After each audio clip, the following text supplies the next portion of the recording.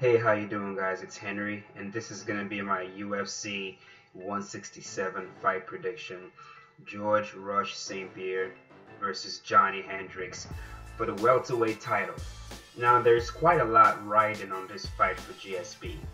If GSP wins, he'll get the record for the most wins in the UFC.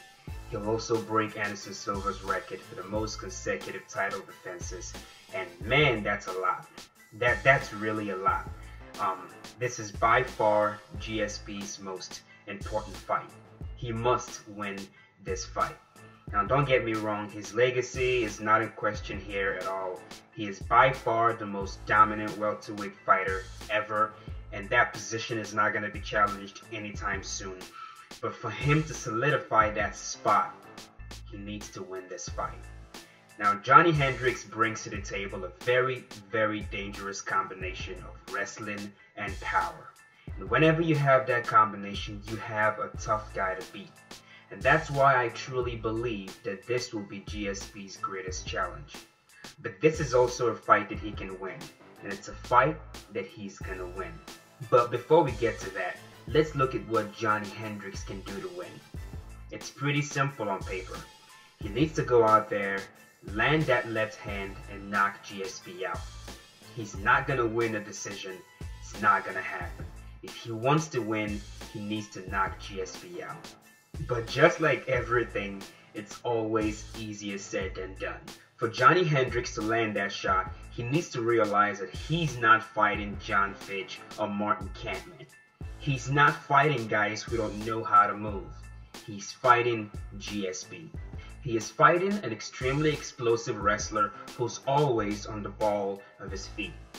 Just coming out there and swinging his left hand like he did against every other fighter will be the quickest, easiest way to get dumped on your ass. GSP is the best reactive wrestler in all of MMA. He is the best reactive wrestler I have ever seen, period. If Johny Hendricks lunges forward with that left hand, he is gonna get taken down. It's as simple as that. What he needs to do is he needs to strike. Now, I didn't say brawl. I didn't say strike recklessly. I mean, he needs to strike. He already has the power. He doesn't have to go out there looking for the knockout. All he needs to do is loosen up, strike, set up his shots, and let the knockout happen. He can't be one-dimensional. He needs to attack GSP with everything he has in his toolbox. Kicks, knees, elbows, punches, wrestling, jiu-jitsu. That's how you beat a guy like GSP. You can't be one-dimensional. As for GSP, he needs to do what he does best. Neutralize his opponent's weapons and force them to fight where he's not comfortable at. And where is Johny Hendricks definitely not comfortable fighting from? From his back. I'm yet to meet or see a wrestler who is comfortable fighting off their back, and Johny Hendricks is no exception. GSP needs to neutralize his left hand with stiff jabs, circle to his left to avoid Hendricks' foul shot, and he needs to take him down. He needs to turn this fight into a grappling match.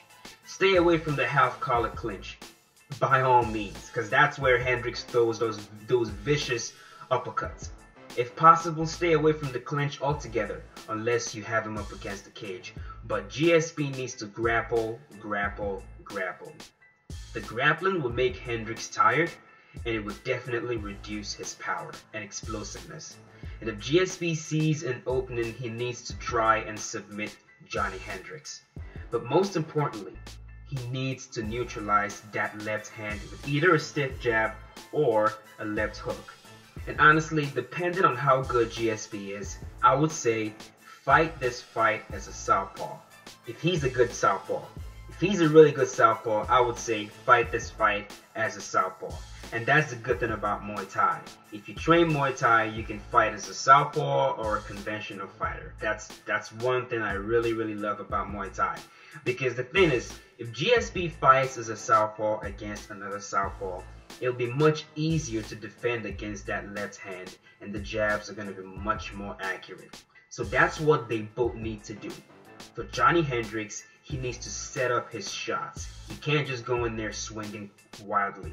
And as for GSP, he needs to turn this into a grappling match. And if he sees an opportunity, he needs to submit Johny Hendricks. But what's my prediction for this fight? The truth is, honestly, I don't know what's going to happen. I have absolutely no idea. A lot of things could go wrong for GSP. GSP has been knocked out before. He has been stopped before. GSP has been dropped before. He's been hurt before. And if Johny Hendricks lands that left hand, that could be it. So a lot could go wrong for GSP. But if he shows up ready with a solid game plan, then GSP will definitely win this fight. So I'm going to go with GSP by submission. I'm not sure what round it's going to be. If it's going to be a submission, it's got to be in the later rounds when Johny Hendricks is a little tired. But I think Hendricks is going to come out swinging, and when that shot doesn't connect, he's going to get tired and GSP will submit him. But whatever happens,